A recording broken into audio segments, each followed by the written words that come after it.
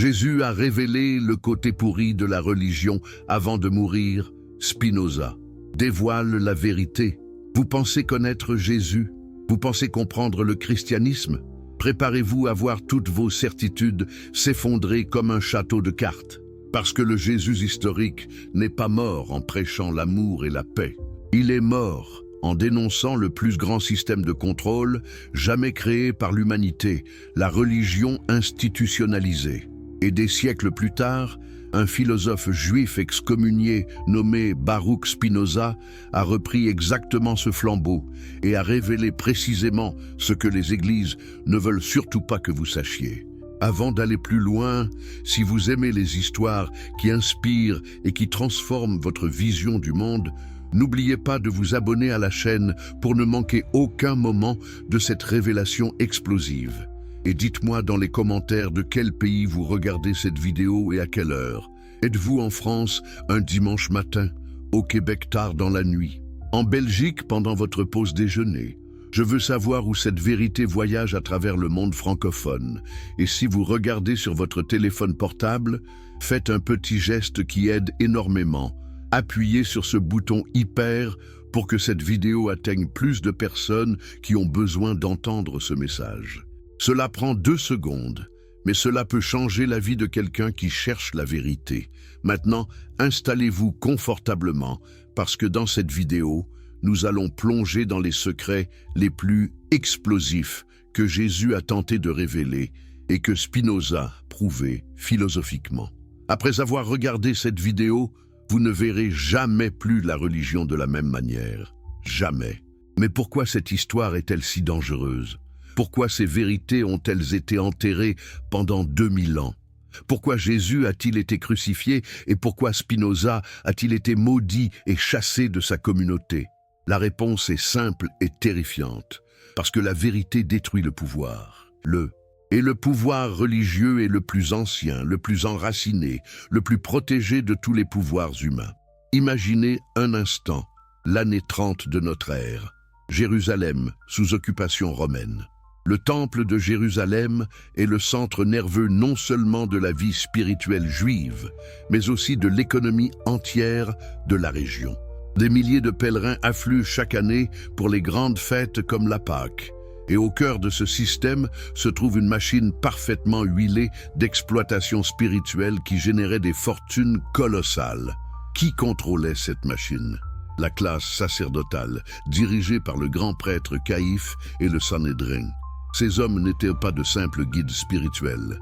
Ils étaient les PDG d'une entreprise religieuse qui brassait des sommes équivalentes à des millions d'euros actuels chaque année. Leur pouvoir était absolu, leur richesse était immense, et leur alliance avec l'occupant romain leur garantissait la sécurité politique en échange de la paix sociale.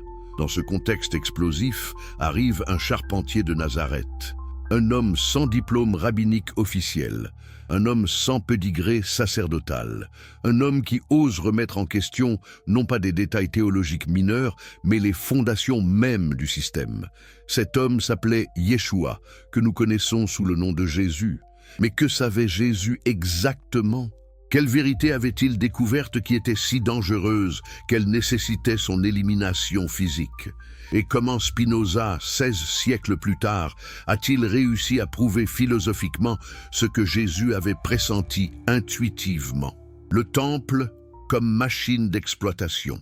Fermez les yeux un instant et transportez-vous dans le temple de Jérusalem au 1er siècle. Vous êtes un paysan juif ordinaire. Vous avez économisé pendant toute l'année pour faire ce pèlerinage sacré. Vous avez marché pendant des jours depuis votre village en Galilée. Vos pieds sont couverts d'ampoules. Votre corps est épuisé. Mais votre cœur est rempli d'espoir spirituel parce que vous allez enfin offrir un sacrifice à Dieu dans sa maison sacrée. Vous arrivez dans le parvis des gentils, l'énorme cour extérieure du temple. Et qu'est-ce que vous voyez? Pas un lieu de prière paisible.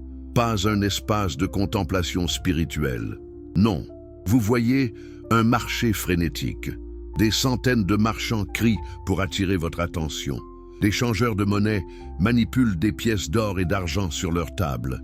L'odeur du fumier des animaux mélangé à l'encens, le bruit assourdissant de milliers de personnes qui négocient, qui se disputent, qui marchandent. Vous vous dirigez vers un marchand d'animaux parce que vous savez que vous devez acheter un agneau pour votre sacrifice. Mais attendez, vous avez déjà un agneau parfait que vous avez élevé vous-même. Un agneau sans défaut. Vous l'avez transporté avec soin pendant tout votre voyage. Sûrement cet agneau sera acceptable, n'est-ce pas? Vous vous présentez au prêtre inspecteur. Il examine votre agneau pendant quelques secondes. Et puis, il secoue la tête. Non, cet agneau a une petite imperfection ici. Vous regardez, vous ne voyez rien. Mais le prêtre est catégorique. Cet agneau ne peut pas être offert à Dieu. Il est impur. Que pouvez-vous faire? Vous avez voyagé pendant des jours. Vous ne pouvez pas rentrer chez vous sans accomplir votre devoir religieux. Vous êtes piégé. Vous devez acheter un agneau des marchands approuvé du temple. Et quel est le prix? 3 fois, 4 fois, parfois 10 fois le prix normal du marché. Mais vous n'avez pas le choix. Vous payez. Mais attendez, il y a un autre problème. Vous avez de l'argent romain avec vous, avec l'image de César dessus. Cet argent est considéré comme impur parce qu'il porte une image gravée, ce qui viole le commandement contre les idoles. Vous devez changer votre argent en pièces du temple approuvé. Et devinez quoi? Le taux de change est absolument scandaleux. Les changeurs prennent une commission de 20 à 30%. Mais encore une fois, vous n'avez pas le choix. À la fin de cette journée, vous avez dépensé presque tout l'argent que vous aviez économisé pendant 1 an. Vous êtes spirituellement épuisé, vous êtes financièrement ruiné. Et vous rentrez chez vous en vous demandant, est-ce vraiment ce que Dieu veut? Est-ce vraiment la volonté divine que les pauvres soient exploités de cette manière? Maintenant, comprenez-vous l'ampleur du système? Ce n'étaient pas quelques marchands isolés qui profitaient de la situation. C'était un système organisé de haut en bas. Les prêtres contrôlaient quels animaux étaient acceptables. Ils contrôlaient quels marchands avaient le droit de vendre dans le temple. Ils contrôlaient les taux de change. Tout était monopolisé. Et les bénéfices, ils allaient directement dans les coffres de la classe sacerdotale. Avez-vous déjà vu un système de corruption plus parfait? Un système où l'exploitation est non seulement légale, mais sacrée. Où remettre en question le système signifie remettre en question Dieu lui-même. Et c'est précisément dans ce contexte que Jésus entre en scène avec une violence sainte qui choque tout le monde. Les évangiles nous racontent qu'à un moment donné, probablement pendant la fête de la Pâque, quand le temple était bondé de pèlerins et que les affaires étaient à leur maximum, Jésus entre dans le parvis des gentils. Il regarde autour de lui. Il voit ce cirque commercial. Il voit les pauvres être exploités. Il voit la maison de prière de son père transformée en une caverne de voleurs. Et puis quelque chose en lui se brise. Il commence à renverser les tables des changeurs. Les pièces volent dans toutes les directions. Il libère les animaux de leur cage. Il tresse un fouet de cordes et chasse les marchands. Et pendant qu'il fait tout cela, il crie « Ma maison sera appelée une maison de prière, mais vous en avez fait une caverne de voleurs. » Pouvez-vous imaginer la scène? Le choc sur les visages des prêtres? La panique parmi les marchands? L'étonnement des pèlerins ordinaires qui voient enfin quelqu'un oser dire la vérité qu'ils ressentaient tous, mais n'osaient jamais exprimer.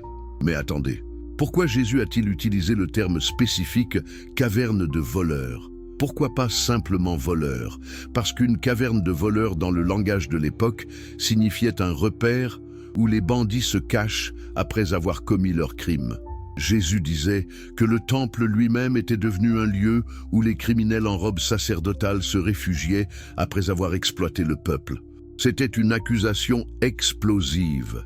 Jésus ne critiquait pas quelques individus corrompus, il critiquait le système entier.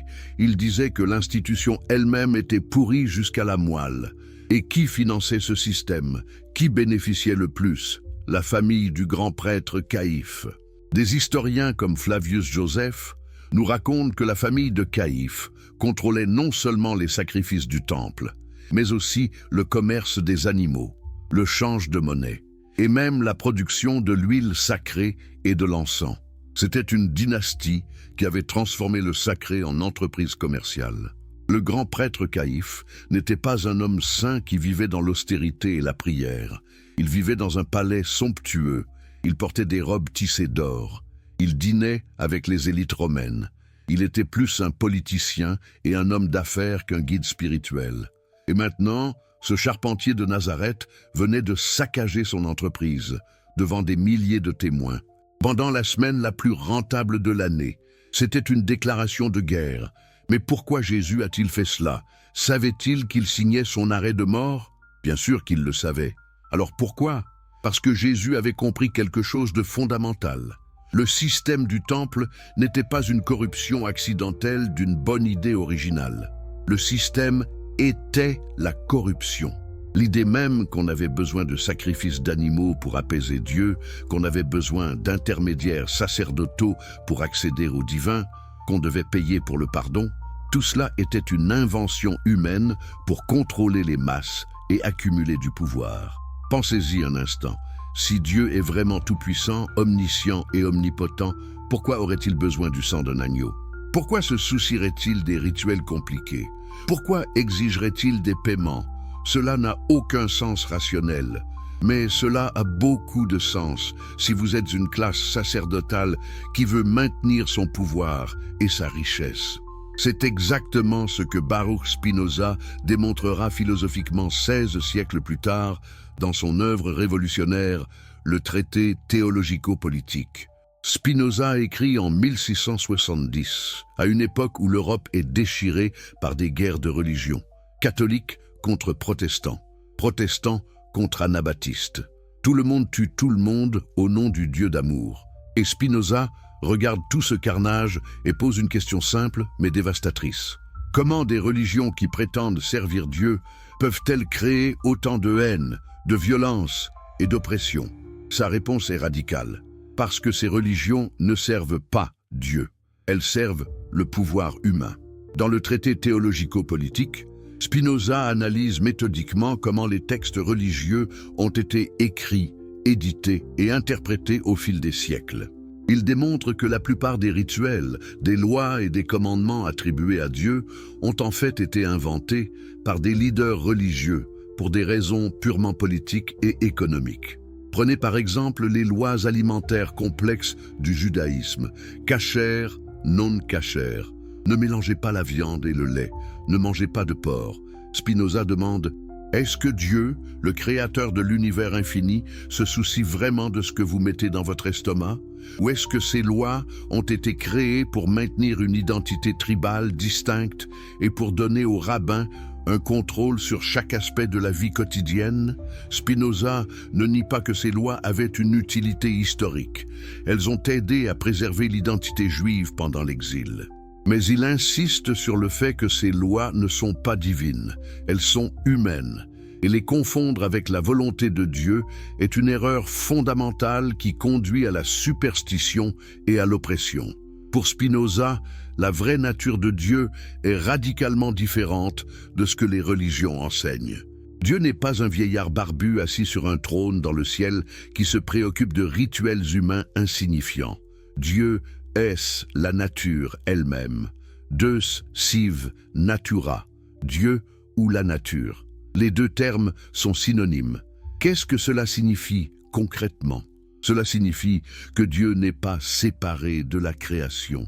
Dieu n'est pas transcendant. Dieu est immanent, présent dans chaque atome, chaque particule, chaque être vivant. Vous êtes dans Dieu et Dieu est en vous à chaque instant. Il n'y a pas de séparation. Cette vision détruit complètement le besoin d'institutions religieuses. Si Dieu est partout et en tout, pourquoi auriez-vous besoin d'un temple spécial? Si Dieu est accessible directement à chaque conscience humaine, pourquoi auriez-vous besoin de prêtres intermédiaires? Si Dieu ne récompense ni ne punit selon des rituels arbitraires, pourquoi auriez-vous besoin de sacrifices? Vous voyez où cela mène? Spinoza démolit philosophiquement tout le système que Jésus avait attaqué physiquement. Et pour cette raison, tout comme Jésus, Spinoza a été sévèrement puni. Le 27 juillet 1656, Spinoza avait 23 ans. La communauté juive d'Amsterdam prononce contre lui le hérem le plus sévère de son histoire. Le hérem est une forme d'excommunication juive. Mais le texte prononcé contre Spinoza est d'une violence exceptionnelle. Écoutez ces mots. Par décret des anges et jugement des saints, nous excommunions, expulsons, maudissons et exécrons Baruch Spinoza. Maudit soit-il le jour, maudit soit-il la nuit, maudit soit-il quand il se couche, et maudit soit-il quand il se lève. Maudit soit-il quand il sort, et maudit soit-il quand il rentre. Nous ordonnons que personne ne lui parle oralement ou par écrit, que personne ne lui rende aucun service, que personne ne demeure sous le même toit que lui, que personne ne s'approche à moins de 4 coudées de lui, et que personne ne lise aucun document composé ou écrit par lui. Pourquoi une telle rage? Parce que Spinoza, comme Jésus, avait osé révéler que l'empereur est nu. Il avait osé dire que les autorités religieuses ne représentent PS Dieu, qu'elles représentent leurs propres intérêts et que la vraie spiritualité n'a rien à voir avec l'obéissance à ces autorités. Pour Spinoza, comme pour Jésus, la vraie religion n'est pas une question de rituel ou de croyance dogmatique. La vraie religion est éthique. Elle concerne comment vous traitez les autres êtres humains. Jésus l'avait dit simplement « Aimez votre prochain comme vous-même ». Tout le reste est commentaire. Mais si la religion se réduit à l'éthique, à traiter les autres avec compassion et justice, alors pourquoi aurions-nous besoin d'églises massives, de hiérarchies ecclésiastiques, de dogmes complexes, de rituels élaborés? Nous n'en aurions pas besoin. Et c'est précisément pourquoi cette vérité est si dangereuse. Revenons maintenant au temple de Jérusalem. Après que Jésus ait renversé les tables, les prêtres le confrontent. « Par quelle autorité fais-tu ces choses ?» demande-t-il. C'est une question piège. S'il dit par l'autorité de Dieu, ils peuvent l'accuser de blasphème. S'il dit par sa propre autorité, ils peuvent l'accuser d'arrogance et de perturbation de l'ordre public. Mais Jésus ne tombe pas dans le piège. Il répond par une autre question. Le baptême de Jean venait-il du ciel ou des hommes? Cette contre-question est brillante. Jean le Baptiste était extrêmement populaire auprès du peuple. Si les prêtres disent que le baptême de Jean venait des hommes, le peuple se retournera contre eux. Mais s'ils disent qu'il venait du ciel, Jésus peut demander pourquoi ils n'ont pas cru en Jean. Les prêtres sont coincés. Ils répondent « Nous ne savons pas ». Et Jésus dit « Alors moi non plus je ne vous dirai pas par quelle autorité je fais ces choses ». C'est un moment crucial. Jésus refuse de jouer selon leurs règles. Il refuse de reconnaître leur autorité, de le questionner. Il renverse complètement la dynamique du pouvoir. « Qui êtes-vous pour me demander par quelle autorité j'agis ?» semble-t-il dire. « Montrez-moi d'abord que vous avez l'autorité que vous prétendez avoir. » Et c'est là que réside le cœur de la révélation de Jésus. L'autorité religieuse est auto-proclamée. Les prêtres n'ont pas de mandat divin réel. Ils ont simplement convaincu les gens qu'ils en ont un. Toute leur structure de pouvoir repose sur cette illusion collective. Une fois que vous voyez cette illusion pour ce qu'elle est, elle perd tout son pouvoir. C'est comme le magicien dont vous découvrez les trucs. Il ne peut plus vous impressionner. Et Jésus venait de révéler le plus grand tour de magie de tous les temps. Le pharisaïsme comme système de contrôle total. Mais le système du temple n'était qu'une partie du problème. Il y avait un autre groupe, peut-être encore plus dangereux dans son influence sur la vie quotidienne des Juifs ordinaires, les pharisiens. Qui étaient exactement les pharisiens? Contrairement à une idée reçue, ils n'étaient pas des prêtres du temple. La plupart des pharisiens étaient des laïcs éduqués, des experts de la loi qui se consacraient à l'étude minutieuse de la Torah et à son application dans la vie quotidienne. En théorie, c'était une mission noble, aider le peuple à vivre selon la volonté de Dieu. Mais en pratique, qu'est-ce que cela donnait? Un système de contrôle totalitaire qui régulait chaque aspect de l'existence humaine avec une précision obsessionnelle. Savez-vous combien de commandements les pharisiens avaient identifiés dans la Torah? 613. 248 commandements positifs, tu dois faire ceci, et 365 commandements négatifs, tu ne dois pas faire cela. Mais ce n'est pas tout. Pour chacun de ces 613 commandements, ils avaient développé des interprétations, des extensions, des exceptions, des cas particuliers. Prenez par exemple le commandement du sabbat. Tu ne travailleras pas le jour du sabbat. Simple, n'est-ce pas? Mais les pharisiens avaient défini exactement ce qui constituait le travail. Il y avait 39 catégories principales de travail interdit le sabbat, et chacune de ces catégories avait des sous-catégories infinies. Vous ne pouvez pas allumer un feu, mais qu'est-ce qu'allumer un feu? Si vous frottez deux bâtons ensemble, c'est clair.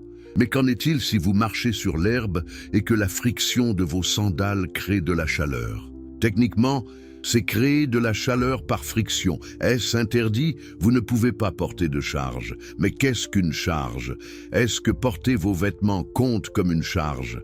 Non, disaient les pharisiens, parce que les vêtements font partie de vous.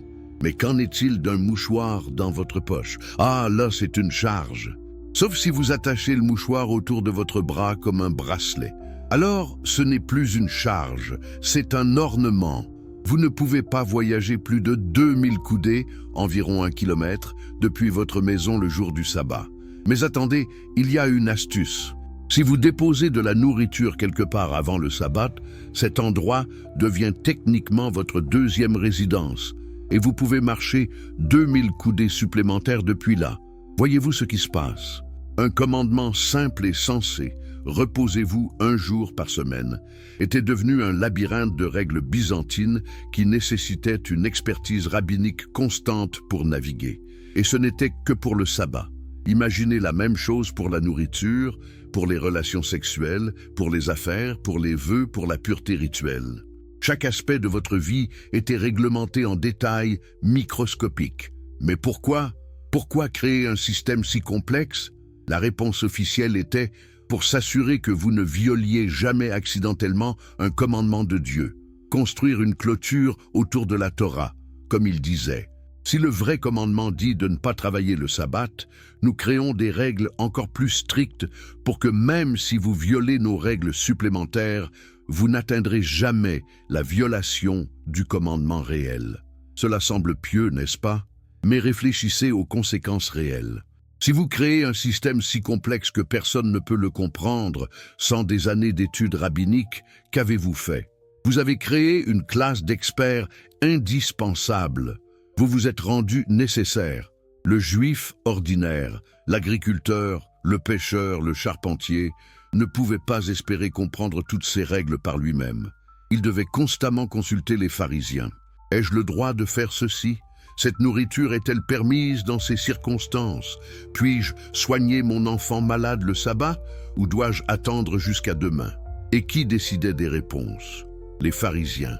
Leur pouvoir n'était pas politique comme celui des prêtres du temple. C'était un pouvoir psychologique encore plus profond. Ils contrôlaient votre conscience morale. Ils contrôlaient votre relation avec Dieu. À chaque instant de chaque jour, vous dépendiez de leur interprétation de ce qui était permis ou interdit. C'est dans ce contexte que nous devons comprendre la rage de Jésus contre les pharisiens.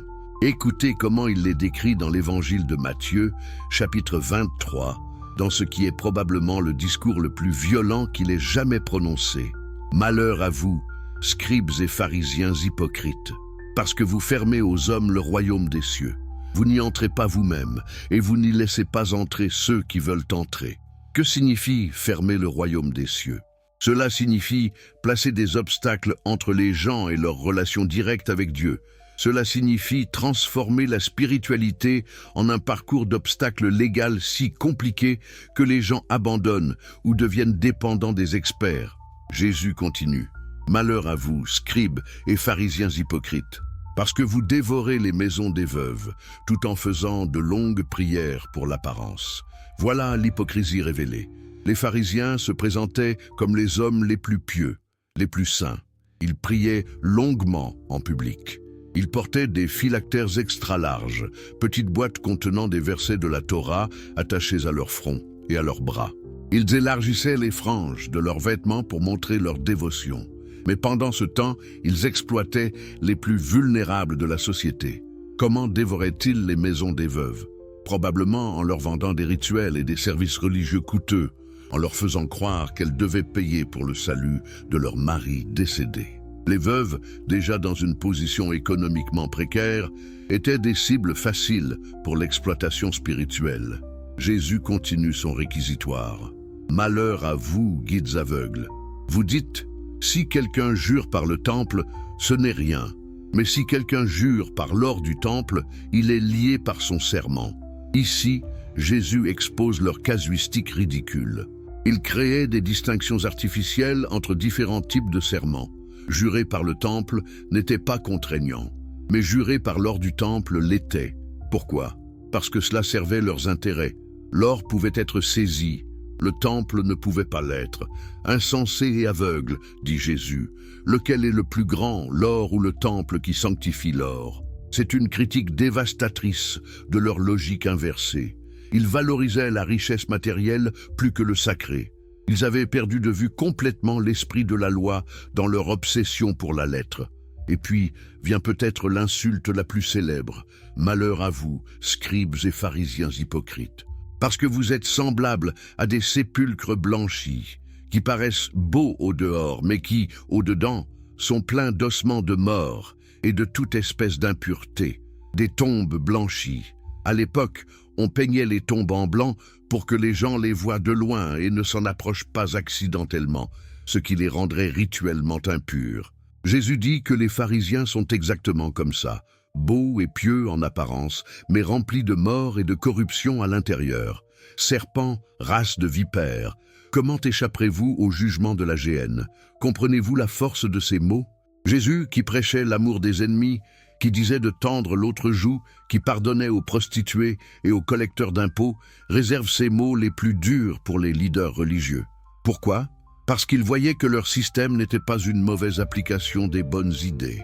Le système lui-même était le problème.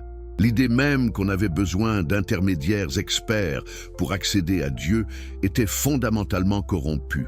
Et Spinoza, 16 siècles plus tard, prouvera philosophiquement pourquoi. Voilà le premier tiers du scénario développé avec profondeur historique, Pergunta Rhetorica et les CTA demandés. Voulez-vous que je continue avec les deux autres sections développant les derniers sujets avec le même niveau de détail? Le royaume de Dieu est en vous, la vérité qui détruit les empires. Imaginez que vous êtes un pharisien qui a consacré toute votre vie à construire votre autorité religieuse. Vous avez mémorisé la Torah, vous avez étudié pendant des décennies, vous portez vos robes avec fierté. Le peuple vous respecte, vous consulte, dépend de vous. Et puis arrive un charpentier illettré de Galilée qui dit une phrase de 7 mots qui détruit instantanément tout votre empire. Le royaume de Dieu est en vous. Attendez, quoi? Le royaume est en nous, pas dans le temple, pas dans les rituels, pas dans l'obéissance aux 613 commandements, pas dans les sacrifices d'animaux, pas dans les prières dirigées par les prêtres. Il est simplement en nous, déjà, maintenant, toujours. Si vous aimez découvrir des vérités historiques qui changent complètement votre perspective sur la religion et la spiritualité, n'oubliez surtout pas de vous abonner à cette chaîne pour ne manquer aucune de ces révélations explosives. Et dites-moi dans les commentaires, de quel pays regardez-vous cette vidéo en ce moment? Êtes-vous en Suisse un lundi matin? Au Sénégal pendant votre pause de l'après-midi? Au Canada tard dans la soirée? Je veux savoir où cette vérité voyage à travers le monde francophone et à quelle heure elle vous trouve. Et si vous êtes sur votre téléphone portable, faites-moi une faveur qui aide énormément. Appuyez sur le bouton « Hyper ». Cela prend 2 secondes, mais permet à ce message d'atteindre des milliers d'autres personnes qui cherchent ces vérités. Vous pourriez littéralement changer la vie de quelqu'un aujourd'hui avec ce simple geste. Maintenant, revenons à cette déclaration révolutionnaire de Jésus. Pourquoi était-elle si dangereuse? Pour comprendre, nous devons examiner exactement ce que les gens de l'époque croyaient à propos du royaume de Dieu. Dans le judaïsme du 1er siècle, le royaume de Dieu était compris comme un événement futur. C'était le moment où Dieu interviendrait miraculeusement dans l'histoire, renverserait les occupants romains, restaurerait la monarchie davidique et établirait Israël comme la nation dominante du monde. Tous les Juifs attendaient ce royaume. Ils priaient pour lui, ils rêvaient de lui, mais il était toujours dans le futur. Différents groupes avaient différentes théories sur comment accélérer l'arrivée de ce royaume. Les Zélotes pensaient qu'il fallait se battre militairement contre Rome. Si nous montrons à Dieu que nous sommes prêts à combattre pour lui, disait-il, il enverra le Messie, et le royaume viendra. Les Esséniens, qui vivaient dans le désert près de la mer Morte, pensaient qu'il fallait se purifier rituellement et attendre dans la prière. Les pharisiens pensaient qu'il fallait observer la loi avec une perfection absolue. Si tout Israël observait parfaitement le sabbat, ne serait-ce qu'une seule fois, disait-il, le Messie viendrait immédiatement. Mais tous, absolument tous, situaient le royaume dans le futur. Un futur proche peut-être, mais définitivement pas le présent.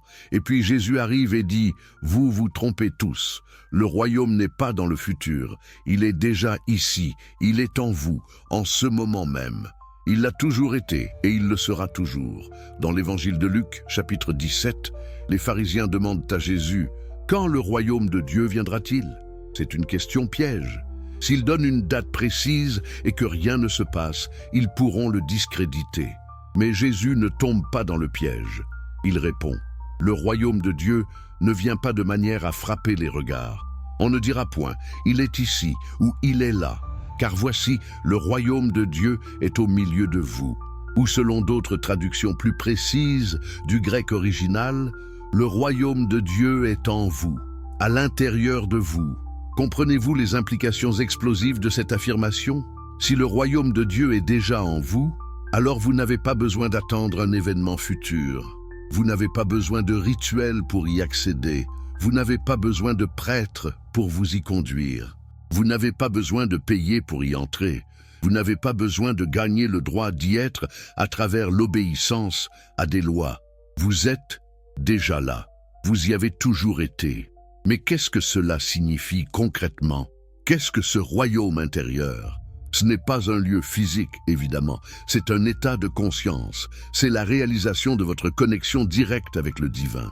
C'est la compréhension que vous n'êtes pas séparé de Dieu, que vous n'avez jamais été séparé, que la séparation est une illusion créée et maintenue par les institutions religieuses. Pensez-y un instant. Quelle est la base de tout pouvoir religieux institutionnel? C'est l'idée de séparation.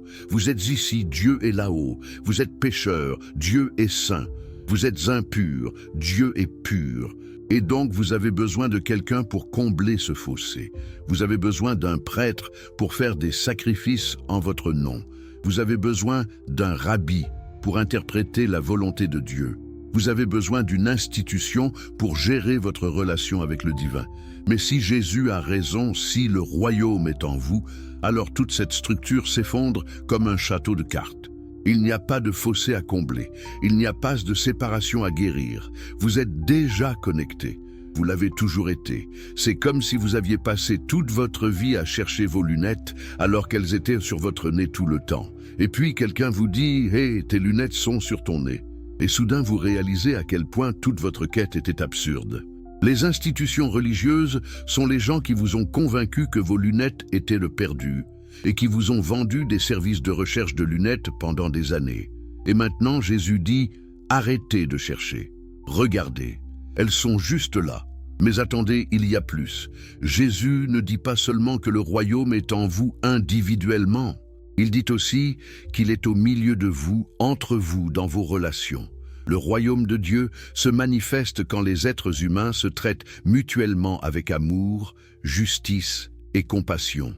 Pas dans un futur lointain, pas dans un temple lointain. Ici, maintenant, dans vos interactions quotidiennes.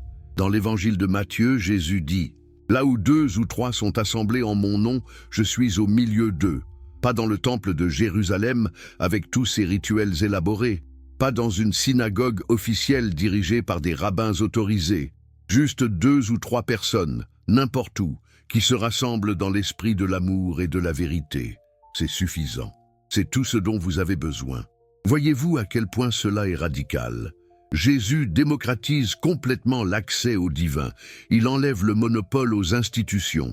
Il dit « Vous n'avez besoin de personne pour accéder à Dieu, ni prêtre, ni rabbin, ni temple, ni rituel. Juste votre conscience, votre cœur ouvert et votre volonté de vivre dans l'amour. » Maintenant, faisons un saut de 16 siècles et demandons-nous qu'est-ce que Baruch Spinoza a ajouté à cette compréhension? Comment a-t-il développé philosophiquement cette intuition de Jésus? Spinoza va encore plus loin que Jésus. Dans son œuvre majeure, l'Éthique, il développe ce qu'il appelle le concept de Deus sive natura, Dieu ou la nature. Pour Spinoza, Dieu n'est pas un être personnel qui pense, qui planifie, qui récompense et punit. Dieu est la substance même de la réalité. Dieu est tout ce qui existe. Qu'est-ce que cela signifie? Cela signifie que chaque atome de votre corps est une expression de Dieu. Chaque pensée dans votre esprit est une modification de Dieu. Chaque arbre, chaque pierre, chaque étoile dans le ciel est une manifestation de la substance divine unique.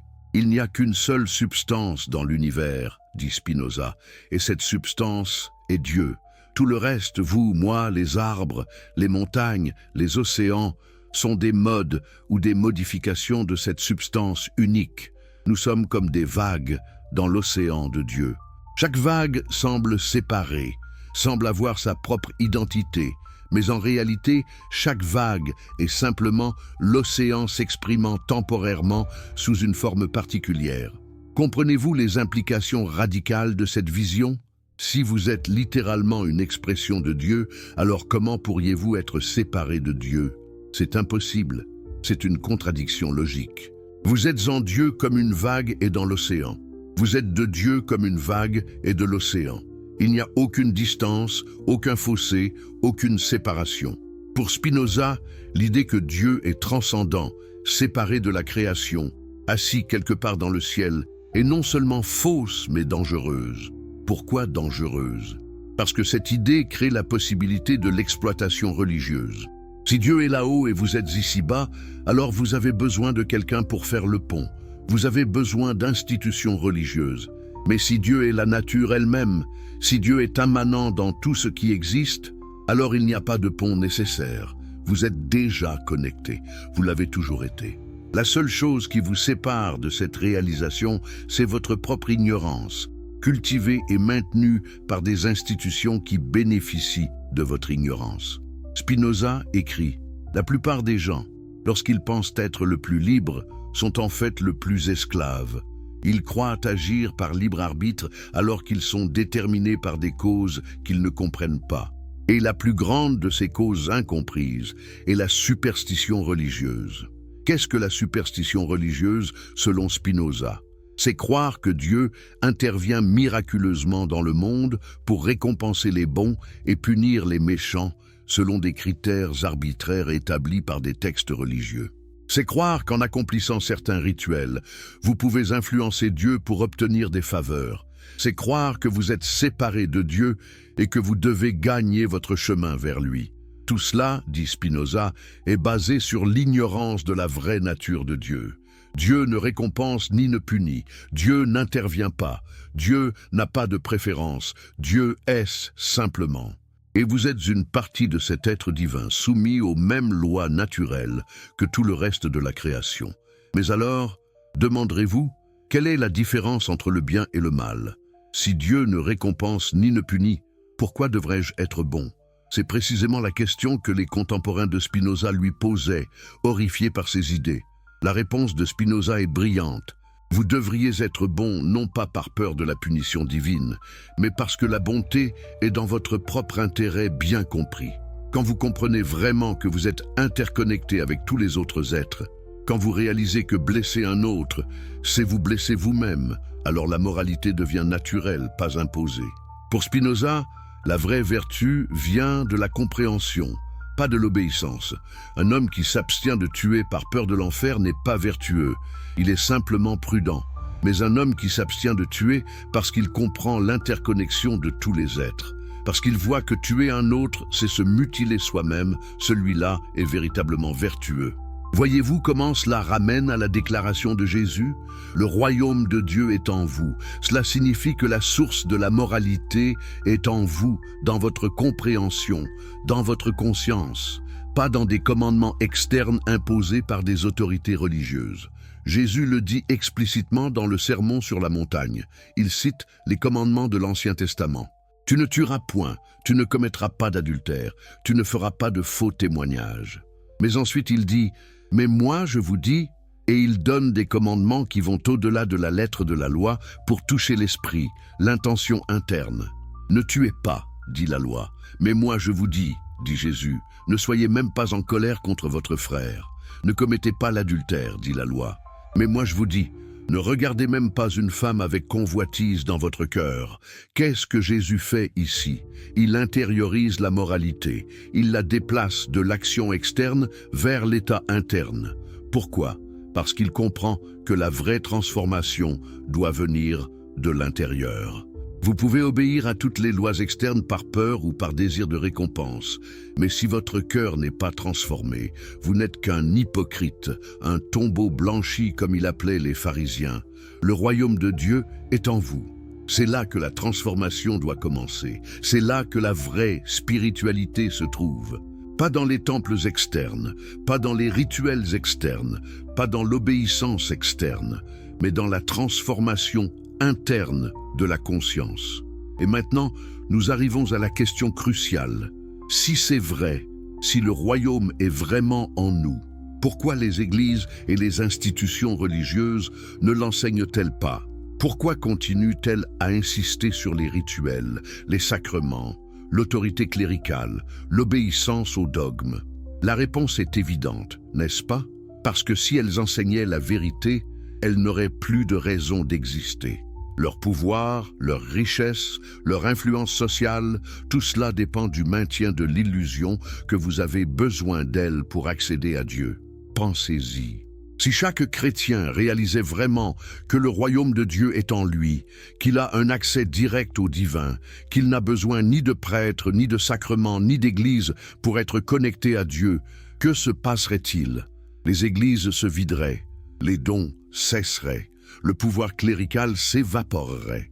C'est exactement ce que Jésus menaçait de faire se produire au 1er siècle. C'est exactement ce que Spinoza menaçait de faire se produire au XVIIe siècle. Et c'est pourquoi tous deux ont été violemment attaqués par les autorités religieuses de leur temps. Le pardon des péchés, briser le monopole sacerdotal. Mais Jésus ne s'est pas arrêté à déclarer que le royaume de Dieu est en nous. Il a fait quelque chose d'encore plus scandaleux, quelque chose qui a horrifié les autorités religieuses au point qu'ils ont commencé à planifier sérieusement son assassinat. Il a commencé à pardonner les péchés directement, sans rituel, sans sacrifice, sans intervention sacerdotale. Imaginez la scène. Nous sommes dans une maison à Capernaum. Jésus enseigne à l'intérieur, entouré d'une foule si dense que personne ne peut entrer ou sortir. Soudain, le toit au-dessus de lui commence à trembler. Des morceaux de plâtre tombent. Les gens lèvent les yeux, intrigués. Et puis un trou s'ouvre dans le plafond. Que se passe-t-il? 4 hommes, n'ayant pu entrer par la porte à cause de la foule, ont grimpé sur le toit et sont en train de le démolir.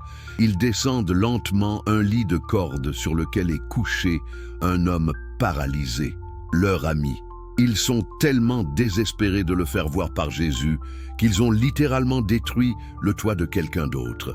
Le paralytique descend lentement jusqu'à ce qu'il soit allongé aux pieds de Jésus. L'évangile de Marc dit que Jésus, voyant leur foi, c'est-à-dire la foi des 4 porteurs et probablement aussi du paralysé lui-même, dit au paralysé: « Mon enfant, tes péchés te sont pardonnés. » Attendez, quoi? L'homme est paralysé. Il est venu chercher une guérison physique. Mais Jésus commence par parler de péché. Pourquoi? À cette époque, la plupart des Juifs croyaient que la maladie et l'infirmité étaient des punitions divines pour le péché. Si vous étiez malade, c'est parce que vous ou vos parents aviez péché. C'était une théologie de la rétribution très courante. Job, dans l'Ancien Testament, lutte contre cette idée, mais elle persistait néanmoins. Donc quand Jésus dit « tes péchés te sont pardonnés », il s'attaque à la cause supposée de la paralysie. Mais ce n'est pas ce qui choque les scribes et les pharisiens présents dans la maison. Ce qui les choque, c'est que Jésus ose pardonner les péchés lui-même. L'Évangile dit « quelques scribes assis là raisonnaient ainsi dans leur cœur. Comment cet homme parle-t-il ainsi? Il blasphème. Qui peut pardonner les péchés si ce n'est Dieu seul? » Exactement. Qui peut pardonner les péchés? Dans la théologie juive de l'époque, seul Dieu pouvait pardonner les péchés. Mais il y avait un système établi pour obtenir ce pardon. Vous deviez aller au temple. Vous deviez acheter un animal de sacrifice. Le prêtre effectuait le rituel en votre nom.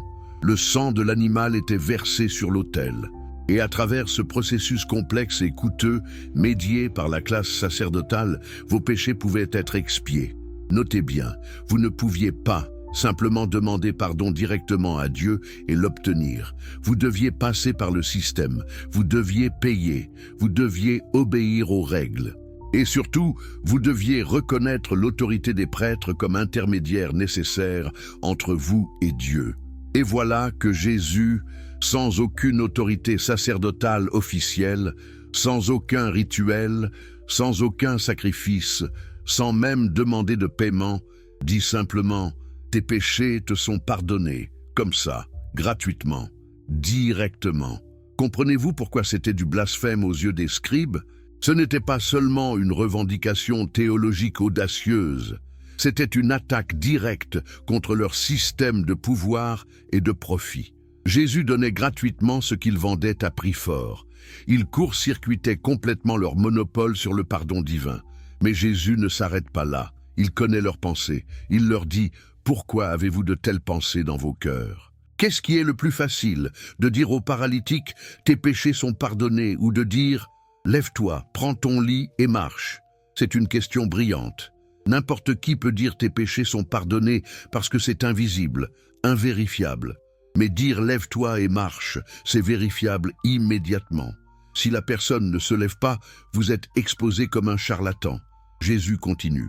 Or, afin que vous sachiez que le Fils de l'homme a sur la terre le pouvoir de pardonner les péchés, je te l'ordonne, dit-il au paralytique, lève-toi, prends ton lit et va dans ta maison. Et l'homme se lève, instantanément. Il prend son lit et il sort devant tout le monde, qui est frappé d'étonnement. Que vient de se passer? Jésus a non seulement revendiqué le pouvoir de pardonner les péchés, mais il l'a prouvé par une démonstration de pouvoir physique. Il a établi son autorité de manière irréfutable devant des témoins. Et en faisant cela, il a détruit le monopole sacerdotal sur le pardon. Mais ce n'est pas la seule fois, pas là. Il y a une autre histoire, encore plus scandaleuse, racontée dans l'évangile de Luc chapitre 7. Jésus est invité à dîner chez un pharisien nommé Simon. Pendant le repas, une femme de la ville, connue comme pécheresse, probablement une prostituée, entre dans la maison. Elle apporte un vase d'albâtre rempli de parfums. Elle se tient derrière Jésus, pleurant. Ses larmes tombent sur les pieds de Jésus. Elle les essuie avec ses cheveux, elle les embrasse, elle verse le parfum coûteux sur eux. Simon le pharisien est scandalisé. Il pense en lui-même, si cet homme était prophète, il saurait qui et ce qu'est la femme qui le touche. C'est une pécheresse. Un homme saint ne devrait pas se laisser toucher par une prostituée. Il devrait se contaminer par ce contact. Jésus, lisant ses pensées, lui raconte une parabole. Un créancier avait 2 débiteurs. L'un devait 500 deniers, l'autre 50. Comme ils n'avaient pas de quoi payer, il leur remit à tous 2 leurs dettes. Lequel l'aimera le plus? Simon répond, un peu perplexe, « Celui, je pense, auquel il a le plus remis. » Et Jésus dit, « Tu as bien jugé. » Puis il se tourne vers la femme et dit à Simon, « Vois-tu cette femme? Je suis entré dans ta maison et tu ne m'as pas donné d'eau pour laver mes pieds, mais elle a mouillé mes pieds de ses larmes et les a essuyés avec ses cheveux. Tu ne m'as pas donné de baiser, mais elle n'a pas cessé de me baiser les pieds depuis que je suis entré. Tu n'as pas oint ma tête d'huile, mais elle a oint mes pieds de parfum. » C'est une critique dévastatrice de l'hospitalité de Simon. Un hôte juif était censé offrir de l'eau pour les pieds, un baiser de bienvenue et de l'huile pour oindre la tête. Simon, le pharisien respectable, n'a rien fait de tout cela. Mais la prostituée méprisée a donné tout cela et plus encore. Et puis Jésus dit, « C'est pourquoi je te le dis, ses nombreux péchés ont été pardonnés, car elle a beaucoup aimé. Mais celui à qui on pardonne peu aime peu. » Remarquez la logique. Jésus ne dit pas « Elle a beaucoup aimé, donc elle mérite le pardon ». Il dit « Ses péchés ont été pardonnés, donc elle aime beaucoup ». Le pardon vient avant l'amour, pas après. C'est la grâce qui précède l'action, pas l'action qui gagne la grâce. Et puis, devant tout le monde, Jésus se tourne vers la femme et dit « Tes péchés sont pardonnés ». Les autres invités commencent à se dire entre eux « Qui est cet homme qui pardonne même les péchés ?» Mais Jésus ignore leur indignation et dit à la femme, « Ta foi t'a sauvée, va en paix. » Analysons ce qui vient de se passer.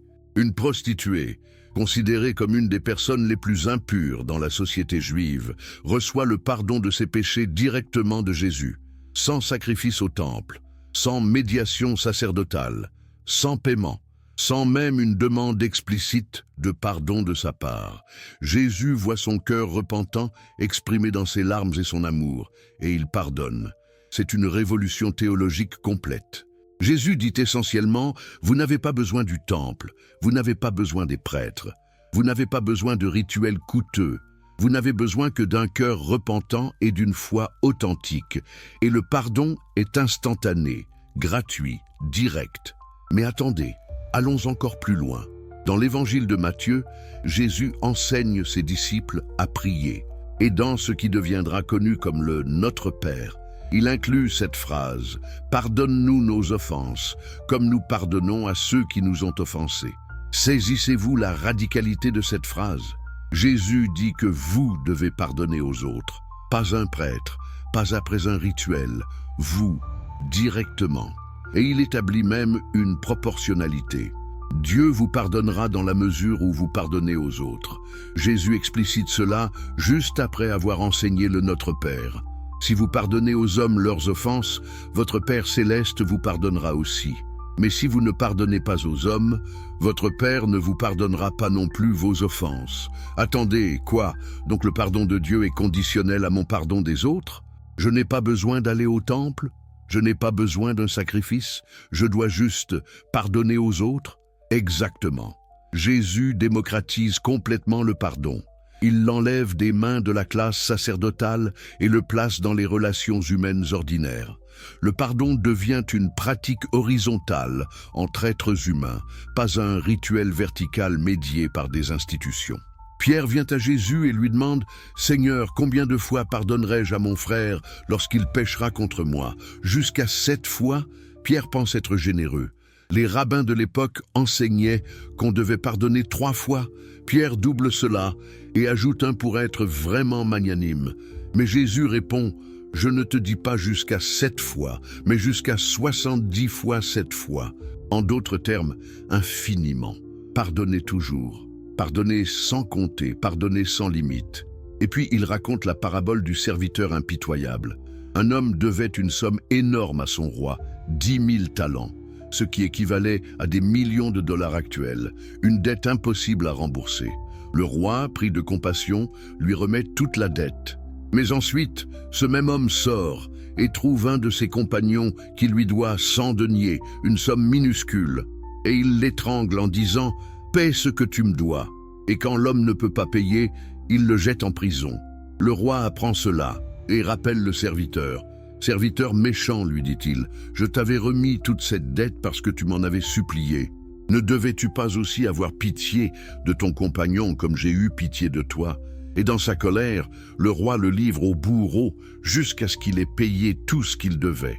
Jésus conclut « C'est ainsi que mon Père céleste vous traitera, si chacun de vous ne pardonne à son frère de tout son cœur. » Le message est clair, vous avez reçu un pardon infini de Dieu. Comment osez-vous refuser de pardonner les offenses minuscules que les autres commettent contre vous? Le pardon reçu doit se traduire en pardon donné. Mais maintenant, demandons-nous, comment tout cela détruit-il le système religieux institutionnel? De plusieurs manières profondes. Premièrement, si le pardon est gratuit et direct, pourquoi auriez-vous besoin de payer pour des sacrifices au temple? Le système entier de l'économie du temple s'effondre. Deuxièmement, si vous pouvez pardonner les péchés des autres et recevoir le pardon directement de Dieu, quelle est la fonction unique des prêtres? Leur rôle spécial disparaît. Troisièmement, si le pardon dépend de votre propre pratique du pardon envers les autres, alors la moralité devient une question de transformation intérieure personnelle, pas d'obéissance externe à des règles religieuses. Vous devez travailler sur votre propre cœur, pas simplement accomplir des rituels. C'est exactement ce que Spinoza démontre philosophiquement 16 siècles plus tard. Dans le traité théologico-politique, Spinoza rejette complètement l'idée que Dieu récompense et punit de manière surnaturelle selon des rituels accomplis ou négligés. Pour Spinoza, les actions ont des conséquences naturelles, pas des conséquences surnaturelles. Si vous vivez dans la haine, la jalousie, la vengeance, vous créez naturellement de la souffrance dans votre propre vie et dans celle des autres. Ce n'est pas Dieu qui vous punit, c'est la nature même de ces émotions destructrices qui crée la punition. De même, si vous vivez dans l'amour, la compréhension, le pardon, vous créez naturellement du bien-être dans votre vie et dans celle des autres. Ce n'est pas Dieu qui vous récompense avec un paradis futur, c'est que vous vivez déjà dans un état de paix et d'harmonie ici et maintenant. Spinoza écrit « Ceux qui croient que Dieu dirige toutes choses pour le bien de l'homme sont forcés d'admettre que Dieu ne sait pas ce qui est bon pour l'homme quand on voit les justes et les impies périr également dans les calamités. Ou bien, ils doivent recourir au mystère des jugements divins.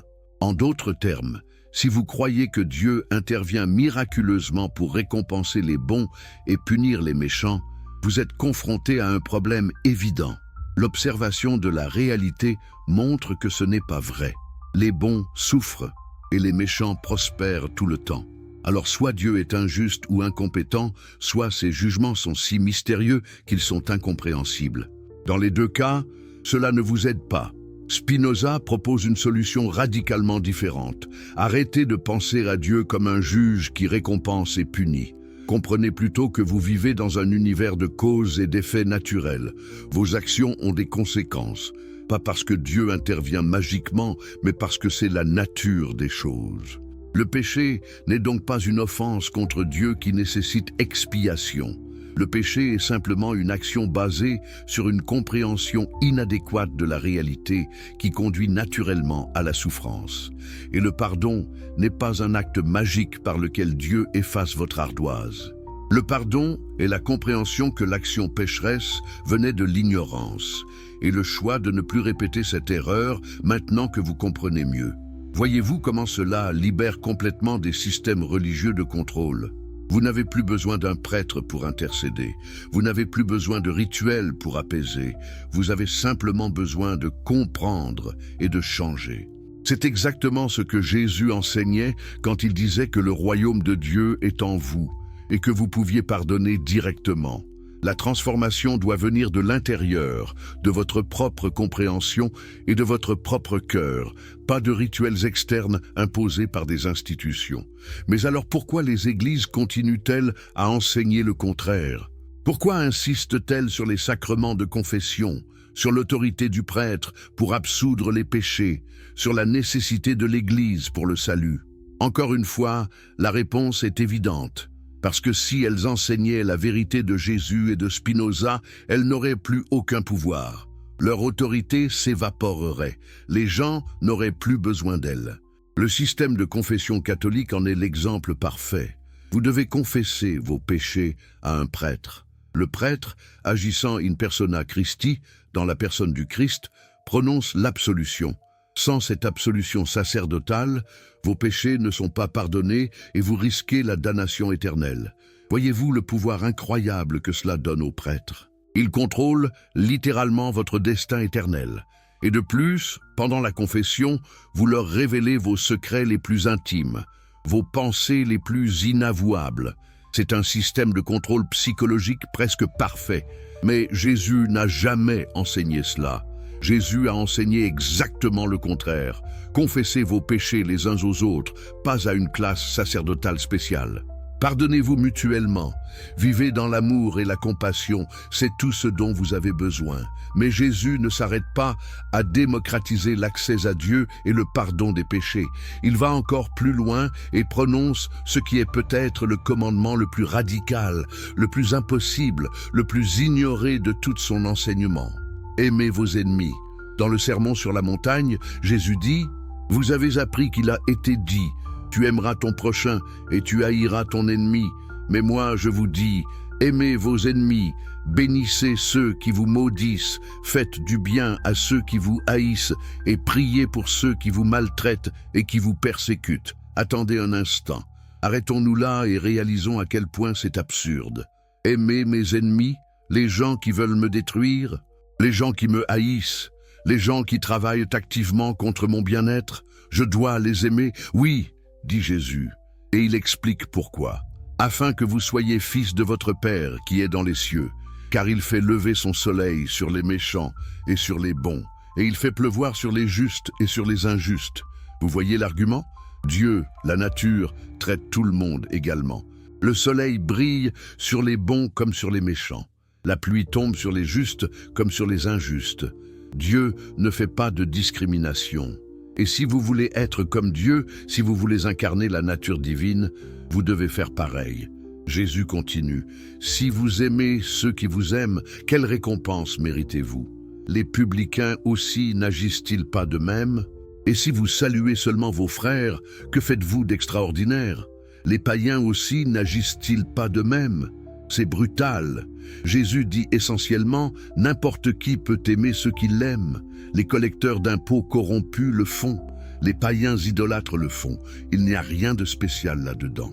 Si vous voulez être différent, si vous voulez vraiment incarner quelque chose de divin, vous devez aller au-delà. Vous devez aimer même ceux qui vous haïssent.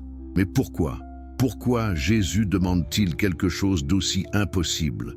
Et surtout, qu'est-ce que cela a à voir avec la destruction des systèmes religieux institutionnels?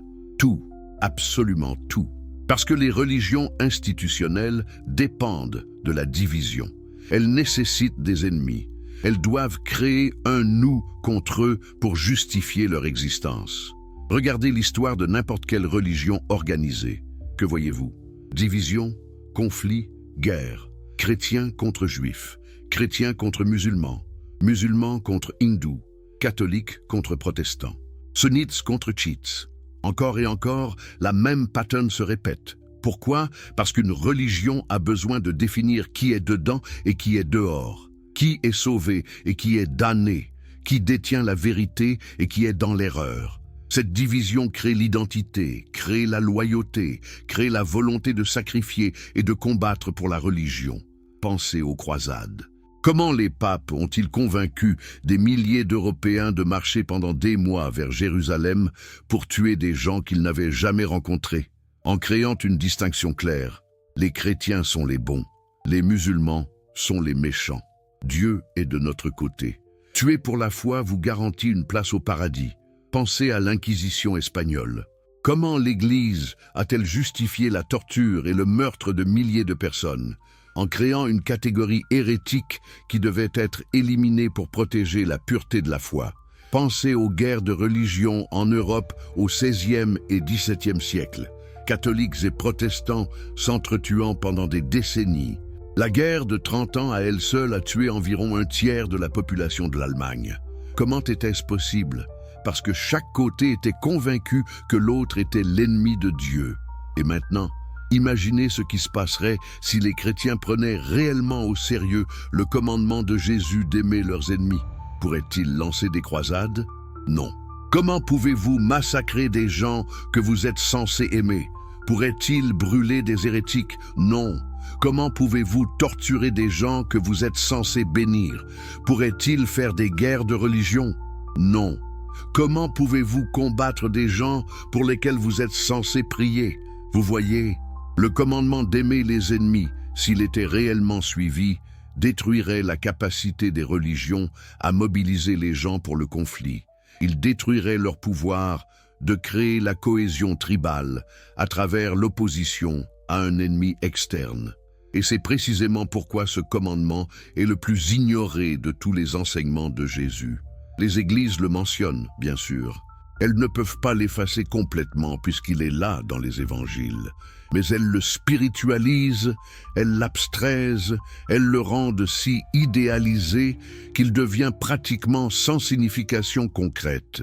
Ou pire, elles le réinterprètent. Vos ennemis deviennent vos ennemis personnels, pas les ennemis de la foi. Vous devez pardonner à votre voisin qui vous a insulté, mais pas aux musulmans qui menacent la chrétienté.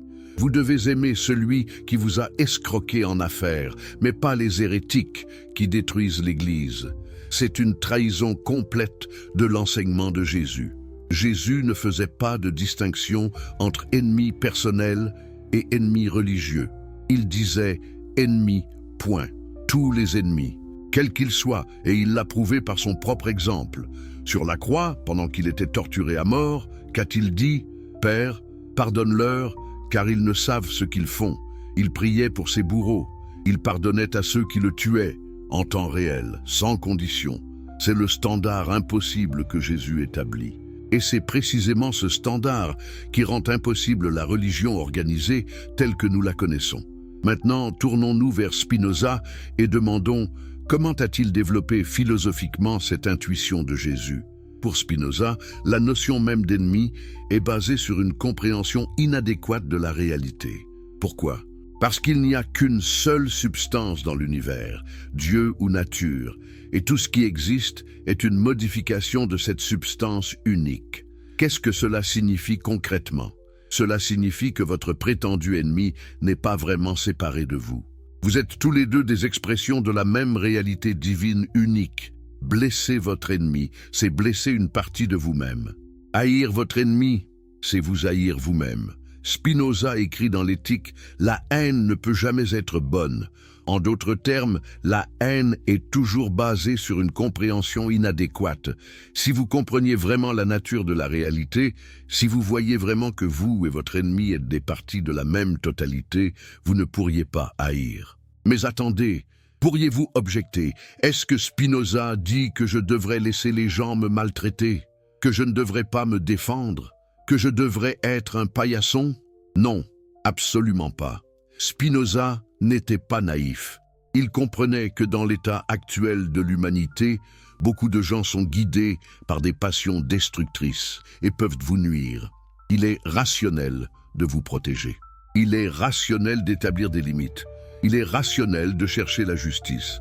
Mais il y a une différence énorme entre vous protéger et haïr. Vous protéger vient de l'amour de soi, ce qui est rationnel et bon, selon Spinoza. Haïr vient d'une passion destructrice qui vous empoisonne vous-même. Spinoza fait une distinction cruciale entre affect actif et affect passif. Les affects passifs sont ceux où vous êtes contrôlé par des causes externes que vous ne comprenez pas. La haine est un affect passif. Quand vous haïssez, vous êtes esclave de cette émotion. Elle vous contrôle. Les affects actifs sont ceux qui viennent de votre propre nature rationnelle. La compréhension, la compassion, l'amour rationnel de ce qui est bon, ce sont des affects actifs. Quand vous agissez à partir de ces affects, vous êtes libre parce que vous êtes guidé par votre propre compréhension, pas par des passions irrationnelles. Pour Spinoza, la vraie liberté est atteinte quand vous passez des affects passifs aux affects actifs. Quand vous cessez d'être ballotté par des émotions que vous ne contrôlez pas, comme la haine, la peur, la jalousie, et que vous commencez à agir à partir de la compréhension rationnelle. Et c'est exactement là que l'amour des ennemis de Jésus et la philosophie de Spinoza se rencontrent. Les deux disent essentiellement « Ne soyez pas esclaves de la haine ». Élevez-vous à un niveau de compréhension supérieur où vous voyez que tous les êtres sont interconnectés, que blesser un autre, c'est vous blesser vous-même, que la véritable force vient de l'amour, pas de la haine. Mais voici la question cruciale. Si tout le monde suivait réellement cet enseignement, que resterait-il des religions organisées? Rien, absolument rien. Parce que les religions organisées, telles qu'elles existent actuellement, sont construites sur le tribalisme. Nous sommes les élus. Nous avons la vraie foi. Nous serons sauvés. Les autres sont perdus, damnés, ennemis. Ce tribalisme religieux est si profondément enraciné qu'il survit même chez les gens qui se considèrent comme progressistes et ouverts d'esprit. Combien de chrétiens disent vraiment aimer les musulmans autant qu'ils aiment les autres chrétiens? Combien de musulmans voient réellement les chrétiens comme des frères égaux? Combien de juifs considèrent les gentils avec la même compassion que les membres de leur propre peuple? La réponse honnête est très peu. Parce que dès que vous créez une identité religieuse, vous créez automatiquement une division. Il y a ceux qui partagent votre identité et ceux qui ne la partagent pas. Et cette division, même subtile, crée inévitablement une préférence pour votre groupe et une méfiance de l'autre. Jésus et Spinoza, tous les deux, transcendent complètement ce tribalisme. Pour Jésus, le prochain que vous devez aimer n'est pas défini par la religion, la race ou la nationalité. Dans la parabole du bon Samaritain, Jésus rend cela explicite. Un homme est attaqué par des bandits et laissé pour mort. Un prêtre juif passe et l'ignore. Un lévite, un assistant du temple, passe et l'ignore également. Mais un Samaritain, membre d'un groupe considéré comme hérétique et ennemi par les Juifs, s'arrête, le soigne et paie pour son hébergement. Jésus demande « Lequel de ces trois te semble avoir été le prochain de celui qui était tombé au milieu des brigands ?»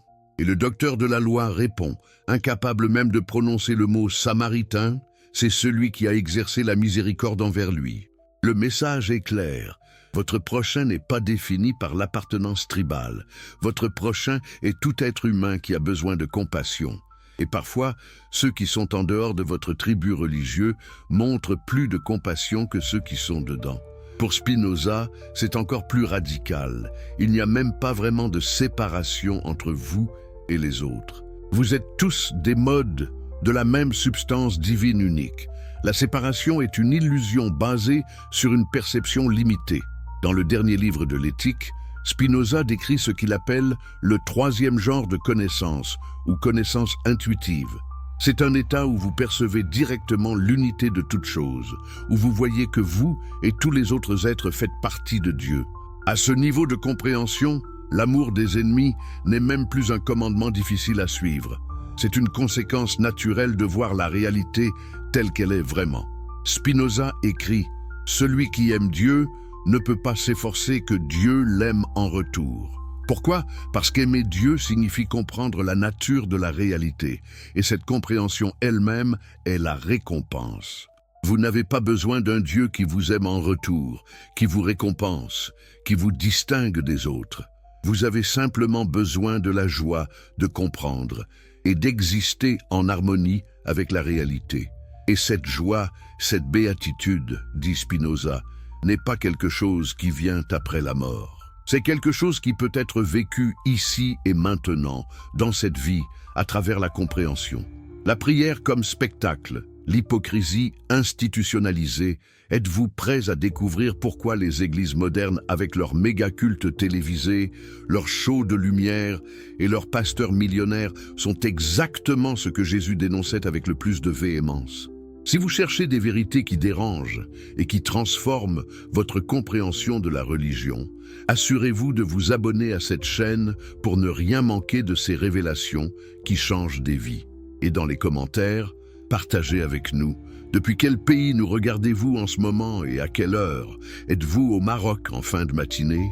En France pendant votre pause déjeuner? Au Québec avant d'aller dormir? Créons ensemble une communauté mondiale de chercheurs de vérité. Si vous êtes sur mobile, prenez 2 secondes pour appuyer sur le bouton « Hyper ». Ce simple geste permet à des milliers d'autres personnes qui cherchent ces vérités de trouver cette vidéo. Vous pourriez littéralement être l'instrument qui change la perspective de quelqu'un aujourd'hui. Retournons maintenant à Jérusalem, au 1er siècle, dans les rues bondées de la ville sainte. C'est l'heure de la prière de l'après-midi. Vous marchez dans une rue principale et soudain, vous entendez une voix forte et mélodieuse qui s'élève. Vous regardez et voyez un pharisien reconnaissable à ses longues franges et ses phylactères élargis, debout au coin de la rue, les mains levées vers le ciel, priant à haute voix. Écoutez ce qu'il dit. « Ô Dieu, je te rends grâce de ce que je ne suis pas comme les autres hommes qui sont ravisseurs, injustes, adultères ou même comme ce publicain. Je jeûne 2 fois la semaine, je donne la dîme de tous mes revenus. » Les passants s'arrêtent. Certains hochent la tête avec approbation. Voilà un homme pieux, pense-t-il. Voilà quelqu'un qui prend sa foi au sérieux. Regardez comme il est dévoué. Mais dans un coin discret, loin de la foule, un collecteur d'impôts se tient la tête baissée, n'osant même pas lever les yeux vers le ciel. Il frappe sa poitrine et murmure simplement « Ô Dieu, sois apaisé envers moi qui suis un pécheur. » Jésus raconte cette parabole et la conclut avec des mots qui renversent complètement les attentes de son audience. Je vous le dis, celui-ci descendit dans sa maison justifié plutôt que l'autre. Car quiconque s'élève sera abaissé, et celui qui s'abaisse sera élevé. Attendez, quoi? Le collecteur d'impôts corrompu est justifié plutôt que le pharisien pieux? Comment est-ce possible? Parce que, explique Jésus, la prière du pharisien n'était pas vraiment une prière. C'était un spectacle, c'était du théâtre religieux, c'était de la publicité personnelle déguisée en dévotion. Mais pourquoi les pharisiens priaient-ils en public de cette manière? Était-ce simplement de la vanité personnelle? Ou y avait-il quelque chose de plus systémique en jeu? Dans la société juive du 1er siècle, la piété publique était la monnaie sociale. Plus vous étiez vu comme pieux, plus vous aviez d'influence, de respect, de pouvoir. Les pharisiens n'étaient pas stupides. Ils comprenaient parfaitement ce mécanisme et ils l'exploitaient consciemment. Pensez-y comme du marketing moderne. Si vous voulez que les gens achètent votre produit, vous devez faire de la publicité. Si vous voulez que les gens suivent votre leadership religieux, vous devez faire de la publicité pour votre piété. Et quelle meilleure publicité que des démonstrations publiques de prière, de jeûne, de charité. La Torah prescrivait de prier 3 fois par jour, matin, après-midi et soir. La plupart des Juifs ordinaires priaient discrètement chez eux, mais les pharisiens s'arrangeaient pour être dans des lieux publics très fréquentés exactement à l'heure de la prière. Coïncidence? Certainement pas. Ils calculaient leurs déplacements pour se trouver au coin de rues animées, sur les places du marché, aux portes du temple, exactement quand l'heure de la prière arrivait. Et alors, ils s'arrêtaient dramatiquement, peu importe ce qu'ils étaient en train de faire, et commençaient à prier à haute voix, avec des gestes élaborés, pour que tout le monde puisse les voir et les admirer. Jésus expose cette hypocrisie sans merci dans le Sermon sur la montagne. Lorsque vous priez, ne soyez pas comme les hypocrites qui aiment à prier debout dans les synagogues et au coin des rues pour être vus des hommes. Je vous le dis en vérité, ils reçoivent leur récompense. Notez cette dernière phrase, ils reçoivent leur récompense. Quelle récompense? L'admiration humaine, les regards respectueux, la réputation de piété. C'est ce qu'ils cherchaient et c'est ce qu'ils obtenaient. Mais ils ne recevaient rien de Dieu parce qu'ils ne cherchaient pas vraiment Dieu. Ils cherchaient l'approbation sociale. Jésus continue. Mais quand tu pries, entre dans ta chambre, ferme ta porte, et prie ton Père qui est là dans le lieu secret, et ton Père qui voit dans le secret te le rendra. Vous voyez le contraste absolu? Les pharisiens cherchaient la visibilité maximale. Jésus prescrit la discrétion maximale. Pourquoi? Parce que la vraie prière n'est pas un spectacle pour les autres. C'est une communion intime avec le divin. Si vous cherchez les applaudissements des hommes, vous n'êtes pas en train de prier, vous êtes en train de performer. Et puis Jésus ajoute quelque chose d'extraordinaire. En priant, ne multipliez pas de vaines paroles, comme les païens, qui s'imaginent qu'à force de paroles, ils seront exaucés. Ne leur ressemblez pas, car votre Père sait de quoi vous avez besoin avant que vous le lui demandiez. Attendez, Dieu sait déjà ce dont vous avez besoin avant que vous le demandiez? Alors, pourquoi prier du tout? C'est précisément la question que beaucoup se posent. Et la réponse révèle quelque chose de profond sur la nature de la prière. La prière, dans la compréhension de Jésus, n'est pas un moyen de changer l'esprit de Dieu. Dieu ne se laisse pas convaincre ou manipuler par vos paroles. La prière est un moyen de changer votre esprit, votre cœur, votre conscience. C'est un moment de reconnexion avec votre nature spirituelle profonde, avec le royaume de Dieu qui est en vous. Mais les pharisiens avaient transformé la prière en quelque chose de complètement différent. Ils avaient créé des formules complexes, des prières longues et élaborées qui devaient être récitées mot pour mot. Plus la prière était longue, plus elle était considérée comme méritoire. Certaines prières pharisaïques duraient des heures. Pourquoi? Parce qu'encore une fois, cela créait une dépendance. Le juif ordinaire ne pouvait pas mémoriser toutes ces prières complexes. Il avait besoin des pharisiens pour lui enseigner comment prier correctement. Et si vous priez incorrectement, eh bien, votre prière pourrait ne pas être acceptée par Dieu. Vous pourriez être en danger spirituel. Voyez-vous le mécanisme de contrôle? Les pharisiens s'étaient positionnés comme des intermédiaires nécessaires, même dans l'acte le plus intime et personnel de la spiritualité, la prière. Jésus détruit tout cela en enseignant ce qui est devenu la prière la plus connue du monde, le Notre Père. Écoutez à quel point elle est simple. Notre Père qui es aux cieux, que ton nom soit sanctifié, que ton règne vienne, que ta volonté soit faite sur la terre comme au ciel. Donne-nous aujourd'hui notre pain de ce jour. Pardonne-nous nos offenses, comme nous pardonnons aussi à ceux qui nous ont offensés. Et ne nous induis pas en tentation, mais délivre-nous du mal. C'est tout. Une prière de peut-être 30 secondes, simple, directe, accessible à n'importe qui, même un enfant. Aucune formule magique, aucun langage ésotérique, aucun besoin d'expertise rabbinique. Et regardez le contenu. Que demande cette prière? Le pain quotidien, le pardon mutuel, la force face à la tentation. Ce sont des besoins humains universels et simples. Pas de demande grandiose, pas de marchandage avec Dieu, pas de tentative de manipulation spirituelle. Mais il y a quelque chose d'encore plus radical dans cette prière. Elle commence par Notre Père, pas mon Père, Notre Père. C'est une prière collective qui reconnaît notre humanité commune. Quand vous priez ainsi, vous ne pouvez pas vous considérer comme supérieur aux autres. Vous reconnaissez que vous faites partie d'une famille humaine qui partage les mêmes besoins fondamentaux. Comparez cela à la prière du pharisien dans la parabole. « Je te rends grâce de ce que je ne suis pas comme les autres hommes ». Toute la prière du pharisien est basée sur la séparation, sur la distinction, sur la supériorité. La prière enseignée par Jésus est basée sur l'unité, sur la communauté, sur l'égalité. Et puis, il y a cette phrase cruciale. « Pardonne-nous nos offenses, comme nous pardonnons aussi à ceux qui nous ont offensés. » Vous voyez ce qu'elle fait? Elle lie votre pardon de Dieu à votre pardon des autres. Si vous ne pardonnez pas, vous ne serez pas pardonné. C'est une éthique relationnelle, horizontale, pas une transaction verticale avec Dieu. Maintenant, sautons 16 siècles et demandons qu'est-ce que Spinoza a ajouté à cette compréhension. Dans le traité théologico-politique, Spinoza démonte méthodiquement l'idée que Dieu a besoin ou désire des prières, des rituels ou des cérémonies. Pour Spinoza, Dieu n'est pas une personne qui écoute vos prières et décide d'y répondre ou non. Dieu est la substance même de la réalité, la nature, qui fonctionne selon des lois fixes et immuables. Prier pour que Dieu change le cours des événements naturels est donc absurde, dit Spinoza. C'est comme prier pour que 2 plus 2 égale 5. Les lois de la nature ne changent pas en réponse à vos désirs. Mais alors, demanderez-vous, quelle est la valeur de la prière? Pour Spinoza, la vraie valeur de la prière est purement psychologique et éthique.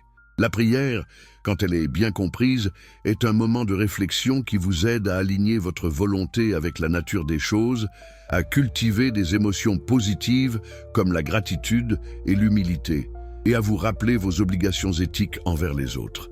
La prière authentique, selon Spinoza, devrait augmenter votre compréhension et votre vertu. Elle devrait vous rendre plus compatissant, plus rationnel, plus en paix.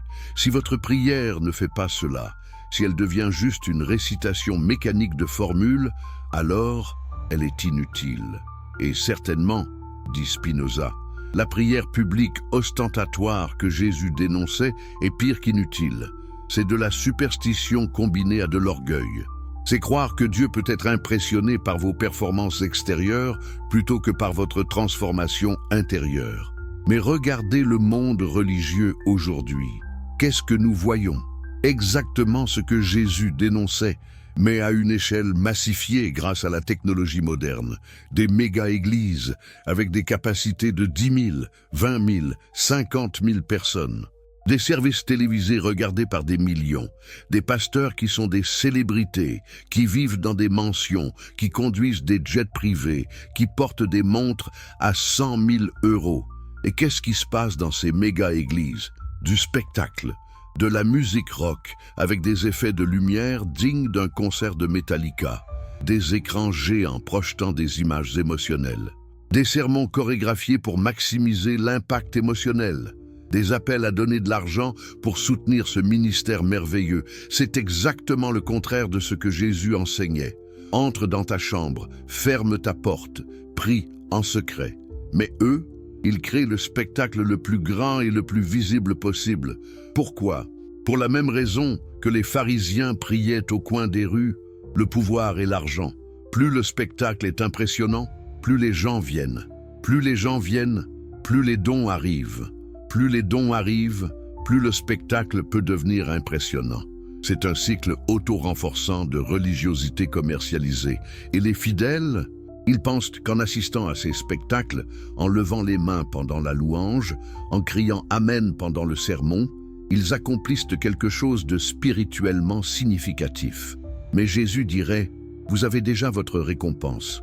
Vous avez les frissons émotionnels, le sentiment d'appartenance à quelque chose de grand, l'excitation du spectacle.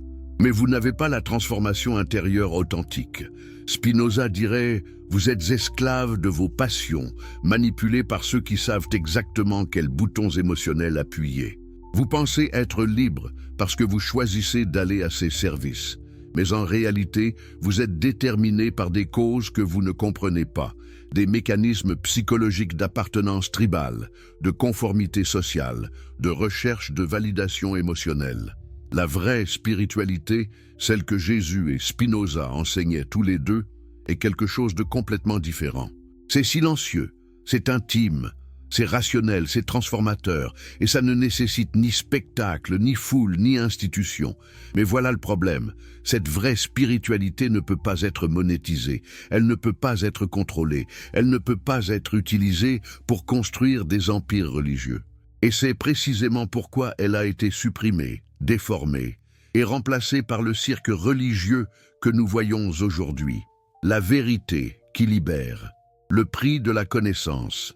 Imaginez que vous ayez vécu toute votre vie dans une grotte, comme dans l'allégorie célèbre de Platon. Tout ce que vous connaissez, ce sont des ombres projetées sur le mur. Vous pensez que ces ombres sont la réalité. Et puis un jour, quelqu'un vous libère et vous traîne vers la sortie de la grotte. La lumière du soleil vous aveugle.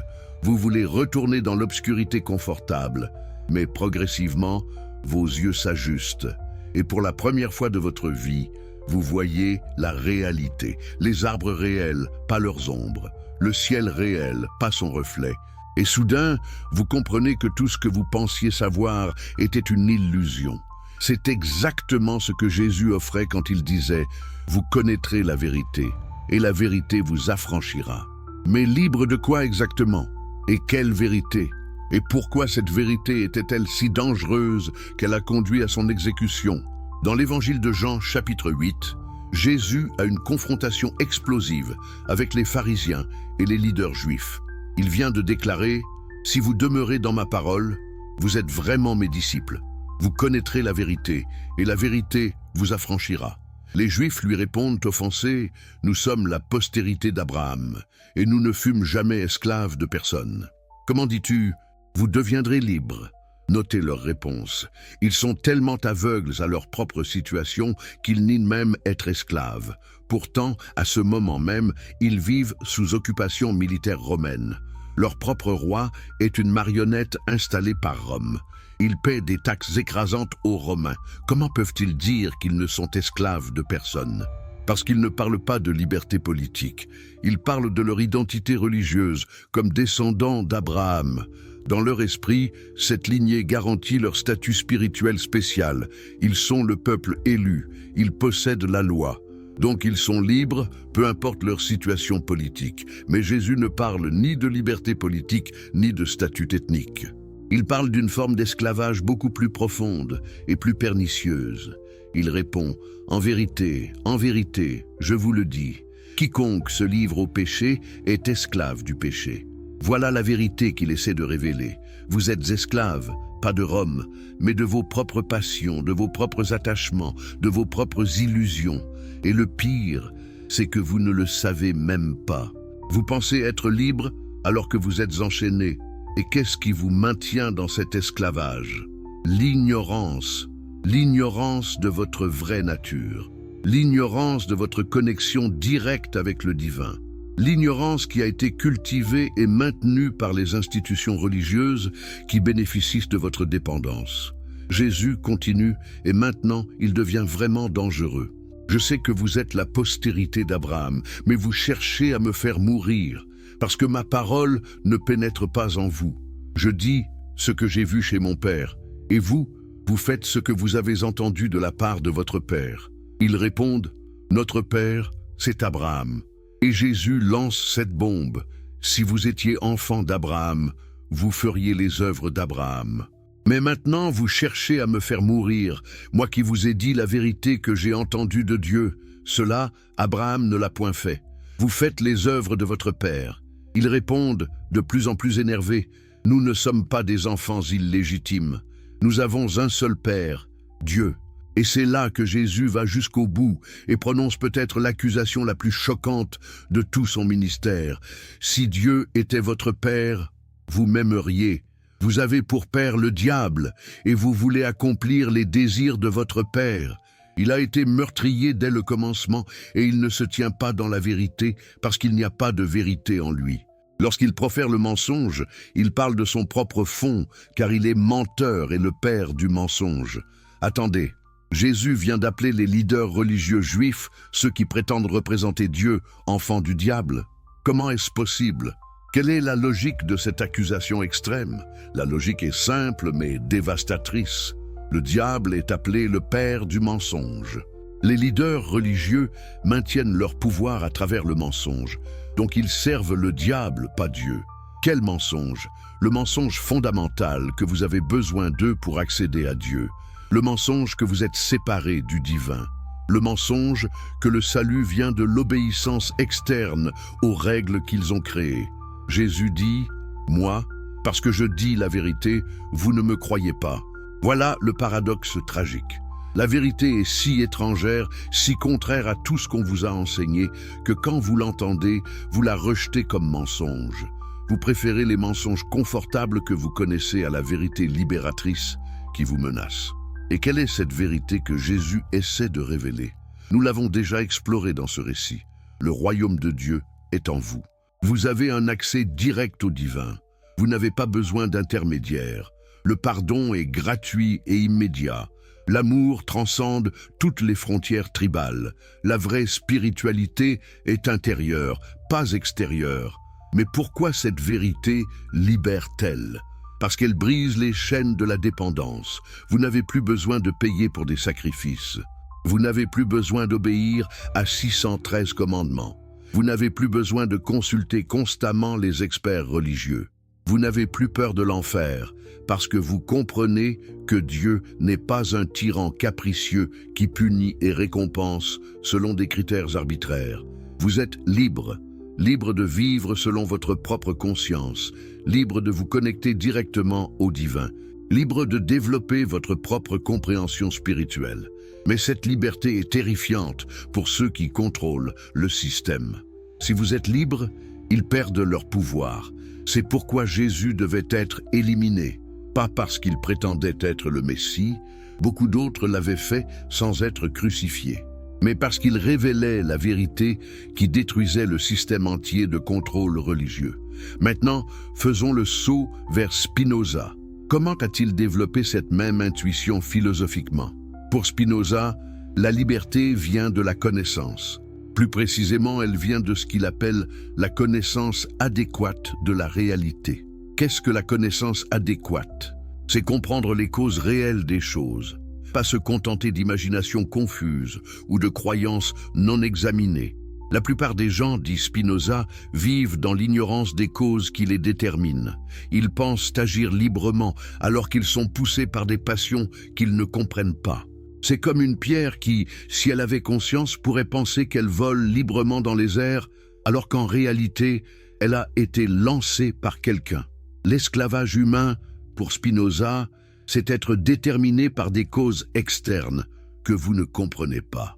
La liberté, c'est être déterminé par votre propre nature rationnelle que vous comprenez. Vous ne pouvez jamais être complètement libre de causalité, ce serait une contradiction logique. Mais vous pouvez passer d'être déterminé de l'extérieur à être déterminé de l'intérieur. Et comment faites-vous cette transition? Par la connaissance, en comprenant la vraie nature de Dieu, de vous-même et de votre place dans l'univers.